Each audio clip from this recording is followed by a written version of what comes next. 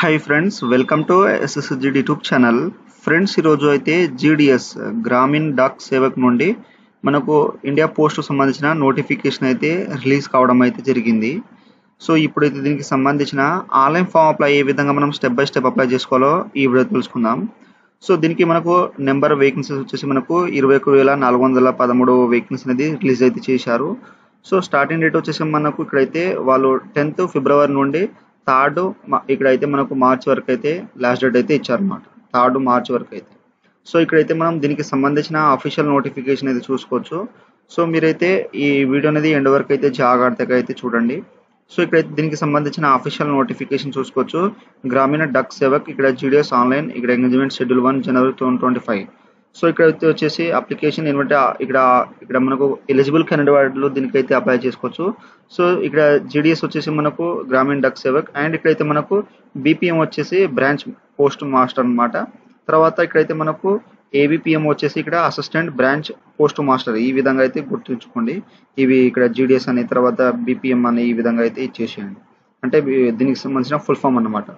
So ఇక్కడ registration ఇక్కడ online window వచ్చేసి మనకు ఇక్కడైతే 10th ఇక్కడ ఫిబ్రవరి నుండి 3rd మార్చ్ వరకు అయితే లాస్ట్ డేట్ అయితే అవుతుంది.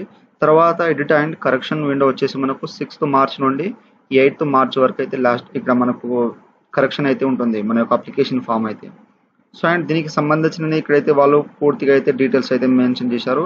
సో బ్రాంచ్ పోస్ట్ మాస్టర్ వచ్చేసి ఇక్కడైతే దీనికి సంబంధించిన ఇక్కడైతే వాళ్ళు ప్రొఫైల్ అయితే ఇవ్వడం అయితే జరిగింది. అండ్ ఇక్కడ అసిస్టెంట్ ఇక్కడ ఏబిపిఎం వచ్చేసి దానికి సంబంధించిన ప్రొఫైల్ అయితే ఇవ్వడం జరిగింది. తర్వాత డక్ సేవక్ దానికి సంబంధించిన ఇక్కడైతే వాళ్ళు ప్రొఫైల్ అనేది దీనికి సంబంధించిన మ్యాటర్ అనేది ఇచ్చారు. తర్వాత ఇక్కడైతే దీనికి సంబంధించిన కేటగిరీ అనేది ఇక్కడ మనకు శాలరీ అయితే ఇచ్చారు. బీపీఎం వచ్చేసి ఇక్కడ 12,000 నుండి 29,000 వరకు అయితే ఉంటుంది. ఇక్కడ ఏబిపిఎం వచ్చేసి 10,000 నుండి 24,000 మధ్యలో అయితే ఉంటుంది. మినిమం మనకు ఏజ్ వచ్చేసి 18 to 14 years మధ్యలో అయితే ఉండాలి. ఆ తర్వాత ఇక్కడ వచ్చేసి మనకు దీనికి సంబంధించిన ఇక్కడ రిలాక్సేషన్ అప్పర్ ఎలిజిబిలిటీ సంబంధించిన వాళ్ళకైతే ఇవ్వడం అయితే జరిగింది. అండ్ దీనికి ఎడ్యుకేషన్ క్వాలిఫికేషన్ వచ్చేసి మీరు ఓన్లీ 10th స్టాండర్డ్ పాస్ అయ్యి అంటే ఓన్లీ 10th క్లాస్ మీరు పాస్ అయి ఉంటే దీనికైతే హై స్కూల్లో పాస్ అయి ఉంటే మీరు అప్లై అయితే చేసుకోవచ్చు. ఓన్లీ 10th క్లాస్ అయితే పాస్ అయి ఉండాలి. ఎటువంటి ఎక్స్పీరియన్స్ కానీ అవసరం అయితే లేదు. సో అండ్ నెక్స్ట్ వచ్చేసి ఇక్కడైతే దీనికి సంబంధించినది వాళ్ళు ఇక్కడైతే మనకు సంబంధించిన లాంగ్వేజ్ అయితే ఇచ్చారో ఇక్కడ అదర్ క్వాలిఫికేషన్ అనేది ఇచ్చారు. కంప్యూటర్ నాలెడ్జ్ తర్వాత కంప్యూటర్ సైలింగ్ తర్వాత ఇక్కడ లివ్లీహుడ్ అనేది ఇచ్చారు. తర్వాత దీనికి సంబంధించినది ఇక్కడ నోటిఫికేషన్లో వాళ్ళు జాగ్రత్త మెన్షన్ చేశారనమాట. సో అండ్ పీడబ్ల్యూడీ సంబంధించినది దీంట్లో వాళ్ళు ఫుల్ డీటెయిల్స్ అయితే మెన్షన్ చేశారు. అండ్ దీనికి సంబంధించినది మనం ఇప్పుడైతే సో ఇక్కడైతే మనకు local language so list of local language అయితే ఇచ్చారు. ఆంధ్రప్రదేశ్ వచ్చేసి మనకు తెలుగు లాంగ్వేజ్ అయితే ఉండాలి ఇక్కడ ప్రొఫెషన్సీ. తర్వాత అస్సాం వచ్చేసి అస్సాం. తర్వాత మనకు ఇక్కడైతే స్టేట్ వైజ్ అనేది మనకు లాంగ్వేజ్ అయితే కంపల్సరీ అయితే మ్యాండేటరీ అయితే ఉండాలి. ఒకవేళ మీరు వేరే స్టేట్కి అప్లై చేద్దాం అనుకుంటున్నా సో అక్కడైతే మీరు ఆ యొక్క లాంగ్వేజ్ అయితే వచ్చి ఉండాలి. అండ్ మీకు సంబంధించిన సబ్జెక్ట్ అయితే కంపల్సరీ అయితే ఉండాలి. సో ఒకవేళ మీరు తమిళనాడు ఇక్కడ మీకు మాట్లాడడం వస్తే తమిళనాడులో మీరు కంపల్సరీ ఒక సబ్జెక్ట్ అయితే కంపల్సరీ అయితే ఉండాలి. సో అది 10thలో అయినా ఏ స్టేట్ అయినా కానీ మీరు ఏ స్టేట్ పైన అప్లై చేసినా పంజాబ్ అయినా ఒడిషా అయినా రాజస్థాన్ అయినా దాంట్లో మీకు దానికి సంబంధించిన లాంగ్వేజ్ రావాలి. దాంతోపాటు సబ్జెక్ట్ అయితే కంపల్సరీ అయితే ఉండాలి. ఒకవేళ తెలంగాణ ఉంటే తెలుగు వాళ్ళు అయితే దీనికైతే అప్లై చేసుకోవాలి. ఆంధ్ర ఉన్నారు ఆంధ్ర వాళ్ళు తెలుగు వాళ్ళు అయితే అప్లై చేసుకోవచ్చు. సో మీరు ఒకవేళ ఆ లాంగ్వేజ్ వస్తే మీరు అక్కడైతే అప్లై అయితే చేసుకోవచ్చు అన్నమాట. సో మీరు జాగ్రత్తగానే మీకు సంబంధించిన లాంగ్వేజ్ చూసుకొని అప్లై అయితే చేసుకోండి. వేరే స్టేట్కి అయితే అప్లై చేయాలనుకుంటే అక్కడ దానికి సంబంధించిన మనకు లాంగ్వేజ్ అయితే వచ్చి ఉండాలి. దానికి సంబంధించిన సబ్జెక్ట్ అయితే ఉంటే మీరు అప్లై అయితే చేసుకోవచ్చు అన్నమాట. సో దీనికి వచ్చేసి సెలక్షన్ క్రైటీరియా వచ్చేసి మనకు ఓన్లీ 10th మెరిట్ లిస్ట్ పైన అయితే వాళ్ళు ఇక్కడ మనకు సిస్టమ్ అయితే జనరేట్ అయితే చేస్తుంది. సో మనకు షార్ట్ లిస్ట్ ఆధారంగా అయితే డైరెక్ట్గా మనకు ఇక్కడ వాళ్ళు జాబ్ ఇవ్వడం అయితే జరుగుతుంది. దీనికైతే ఎటువంటి మనకు ఎగ్జామ్ అయితే ఉండదు అనమాట. సో పర్సంటేజ్ ద్వారా 10th సంబంధించిన పర్సంటేజ్ ద్వారా అయితే మనకు వాళ్ళు మనకు మెరిట్ లిస్ట్ అయితే రిలీజ్ అయితే చేస్తారు. సో ఇక్కడ applying multiple factor 9.5 following minor. So ఇక్కడైతే మనకు A1 ఇక్కడ 10 పాయింట్స్లో మనకు ఇక్కడైతే మల్టిప్లికేషన్ చేస్తే ఇక్కడైతే 9.5 ఈ విధంగా అయితే మనకు గ్రేడ్ పాయింట్స్ అయితే ఉండాలి. సో మీకు ఒకవేళ 9.0 నుండి ఉంటే మీరు దీనికైతే అప్లై అయితే చేసుకోవచ్చు. ఒకవేళ 9.0 వాళ్ళకైతే తీసుకో 8.9 అని 9.0 అని. సో 8.9 9.0 నుండి 10/10 ఎవరైతే ఉన్నారో వాళ్ళైతే దీనికైతే అప్లై అయితే చేసుకోవచ్చు. సో వాళ్ళు మ్యాండేటరీ ఏం అడిగారంటే ఇక్కడ 9.5 నుండి ఉంటే కంపల్సరీ అయితే జాబ్ వస్తుంది ఇక్కడ మెన్షన్ చేశారు. సో ఒకవేళ మీరు 8.9 కానీ 8.5 ఉంటే అక్కడ నుండి చూస్తే మీరు డైరెక్ట్గా అప్లై అయితే చేసుకోవచ్చు. 8.6, 7, 8, 9 8.7 నుండి ఎవరైతే ఉంటారో సో వాళ్ళు దీనికైతే అప్లై చేసుకోవచ్చు. ఒకవేళ మెరిట్ లిస్ట్ తీస్తే మీకు జాబ్ అనేది రావచ్చు అనమాట. సో మీరు జాగ్రత్తగా మీకు సంబంధించినది పాయింట్స్ అనేది ఇక్కడైతే చూసుకొని అప్లై అయితే చేసుకోండి. సో ఇప్పుడైతే మనం జీడీఎస్ సంబంధించిన ఆన్లైన్ ఫామ్ అప్లై ఏ విధంగా చేయాలో ఇక్కడైతే తెలుసుకుందాం. ఫ్రెండ్స్, ఇది వచ్చేసి మనకు జీడీఎస్ గ్రామీణ డక్ సేవకు సంబంధించిన ఆన్లైన్ అఫీషియల్ వెబ్సైట్ అయితే ఈ విధంగా అయితే వస్తుంది. ఈ యొక్క వెబ్సైట్ లింక్ అనేది మీకు డిస్క్రిప్షన్లో అయితే ఇచ్చేస్తాను అండ్ నోటిఫికేషన్ లింక్ అనేది మీకు డిస్క్రిప్షన్లో అయితే ఇచ్చేస్తాను. సో ఈ విధంగా వచ్చేసిన తర్వాత ఇక్కడ న్యూ రిజిస్ట్రేషన్ అంటే 2024లో ఎవరైతే ఆల్రెడీ రిజిస్ట్రేషన్ వాళ్ళు లాగిన్ చేయాల్సిన అవసరం అయితే లేదు. సో మళ్ళీ మీరు న్యూ రిజిస్ట్రేషన్ అయితే చేసుకోవాలి. సో ఎందుకంటే మనకు ఇక్కడ న్యూ ఫామ్ అయితే స్టార్ట్ అయితే అయిపోతుంది అనమాట 2025 సంబంధించింది. సో కాబట్టి అందరూ ఇక్కడ రిజిస్ట్రేషన్ అయితే చేసుకోవాలి. సో ఇక్కడ రిజిస్ట్రేషన్ మీద అయితే క్లిక్ చేసి రిజిస్ట్రేషన్ మీద అయితే క్లిక్ చేసేయండి. చేసేస్తే మనకు రిజిస్ట్రేషన్ ఫామ్ అయితే ఈ విధంగా ఓపెన్ అవుతుంది. మీ యొక్క మొబైల్ నెంబర్ 10 డిజిట్స్ సంబంధించిన మొబైల్ నెంబర్, ఈమెయిల్ ఐడి చేస్తే ఇక్కడ వ్యాలిడేటెడ్ మొబైల్ మీద క్లిక్ చేస్తే ఓటీపీ అయితే వస్తుంది. ఆ తర్వాత మీకు సంబంధించిన as per secondary school pass, so మీ యొక్క ఎస్ఎస్సీ మార్క్స్ మెమోలో ఏ విధంగా ఉన్నదో ఆ విధంగా మీ యొక్క ఫుల్ నేమ్ ఇచ్చేసేయండి. తర్వాత మీ యొక్క ఫాదర్ నేమ్, తర్వాత మీ యొక్క ఇక్కడ డేట్ ఆఫ్ బర్త్ ఇచ్చేసేయండి. సో ఆ తర్వాత ఇక్కడ వచ్చేసి మీ యొక్క జెండర్ మేల్ ఫీమేల్ అయితే దీంట్లో మెన్షన్ చేసేయండి. తర్వాత ఇక్కడ వచ్చేసి కమ్యూనిటీ, సో మీ యొక్క క్యాస్ట్ యూఆర్ ఇక్కడ ఈడబ్ల్యూఎస్, ఓబీసీ, ఎస్సీ, ఎస్టీ అనేది దీంట్లో మెన్షన్ చేసేయండి. తర్వాత circle which secondary school, so మీరు సెకండరీ స్కూల్ అనేది మీరు ఏ స్టేట్లో పాస్ అయ్యారో ఆ యొక్క స్టేట్ ఇచ్చేసండి. తర్వాత ఇయర్ ఆఫ్ పాసింగ్, ఎప్పుడైతే పాస్ అవుట్ అయ్యారో ఆ యొక్క ఇయర్ పాసింగ్ అనేది దీంట్లో అయితే మెన్షన్ చేసేయండి. తర్వాత నెక్స్ట్ వచ్చేసి ఇక్కడ క్యాప్చర్ అవుట్ ఉందా, ఈ క్యాప్చర్ అంటే చేసేసి సబ్మిట్ అయితే చేసేయండి. ఫ్రెండ్స్, ఆ తర్వాత ఇక్కడైతే మనకు కంటిన్యూ ఫిలింగ్ ఫామ్ వస్తుంది. ఇక్కడ మీ యొక్క ఆధార్ కార్డు ఇచ్చేసేయండి. తర్వాత మీరు పీడబ్ల్యూడీ క్యాండిడేట్ ఉంటే ఇక్కడైతే చేసేయండి. చేస్తే మీకు సంబంధించిన పీడబ్ల్యూడీ దీంట్లో అయితే మెన్షన్ చేసేయండి, అది కేటగిరీ సంబంధించింది. సో కేటగిరీ అనేది మనకు వాళ్ళు నోటిఫికేషన్ అయితే ఇచ్చారో అక్కడైతే చూసుకోండి. ఆ తర్వాత నెక్స్ట్ వచ్చేసి ఇక్కడైతే మీరు ఎంప్లాయిడ్ ఉంటే ఇక్కడైతే ఎంప్లాయీ ఎస్ ఉంటే ఎస్ చేయండి. చేస్తే మీకు సంబంధించిన ఎంప్లాయీ డీటెయిల్స్ ఇచ్చేసేయండి, లేకపోతే సింపుల్గా నో చేసేయండి. ఆ తర్వాత నెక్స్ట్ వచ్చేసి మీ యొక్క ఫోటో, సో ఇక్కడ 15 నుండి ఇక్కడైతే ఇక్కడ 10 నుండి 50 KB అయితే ఉండాలి. మీ యొక్క ఫోటో అయితే చూస్ మీద క్లిక్ చేసి ఫోటో అప్లోడ్ అయిపోతుంది. తర్వాత మీ యొక్క సిగ్నేచర్ అనేది 20 నుండి ఇక్కడ చూస్ మీద క్లిక్ చేసి సిగ్నేచర్ అయితే అప్లోడ్ అయిపోయిన తర్వాత సబ్మిట్ అయితే చేసేయండి. అండ్ మీరు వెళ్ళే ముందు ఇక్కడైతే language studied in secondary school, so మీరు యొక్క సెకండరీ స్కూల్ అనేది మీరు ఇంగ్లీష్, తెలుగు, హిందీ అనేది మీకు సంబంధించిన లాంగ్వేజ్ అయితే ఉంటుంది కదా, ఆ యొక్క లాంగ్వేజ్ దీంట్లో టిక్ అనేది ఇచ్చేసి ఓకే అయితే చేసేయండి. ఎందుకంటే వాళ్ళు ఇక్కడ సెకండరీ ఇక్కడ స్కూల్ అనేది ఇక్కడ తెలుగు, ఇంగ్లీష్ మీ యొక్క అంటే ప్రొఫెషన్సీ లాంగ్వేజ్ అయితే కంపల్సరీ అయితే పెట్టాలి కాబట్టి ఇక్కడైతే ఇచ్చేసి ఇక్కడైతే సబ్మిట్ అయితే చేసేయండి. ఫ్రెండ్స్, ఆ తర్వాత మనకు అప్లికేషన్ ఫామ్ ప్రివ్యూ అయితే వస్తుంది. ఇక్కడైతే మీరు జాగ్రత్తగా 1-2 సార్లు చూసుకోండి, తర్వాత ఎడిట్ ఆప్షన్ మాత్రం ఉండదు. సో ఇప్పుడైతే మనం రిజిస్ట్రేషన్ కంప్లీట్ అయిపోతే తర్వాత వాళ్ళు రిజిస్ట్రేషన్ ఎడిట్ ఆప్షన్ మాత్రం ఇవ్వరు. అప్లికేషన్ ఫామ్ ఎడిట్ ఆప్షన్ ఇస్తారు కానీ రిజిస్ట్రేషన్ ఫామ్ అయితే ఎడిట్ ఆప్షన్ మాత్రం ఇవ్వరు. సో ఇక్కడ రిజిస్ట్రేషన్ అయితే మీరు జాగ్రత్త చూసుకొని ఇక్కడైతే యాక్సెప్ట్ అయితే ఇక్కడైతే చెక్ బాక్స్లో టిక్ అనేది ఇచ్చేసి సబ్మిట్ అయితే చేసేయండి.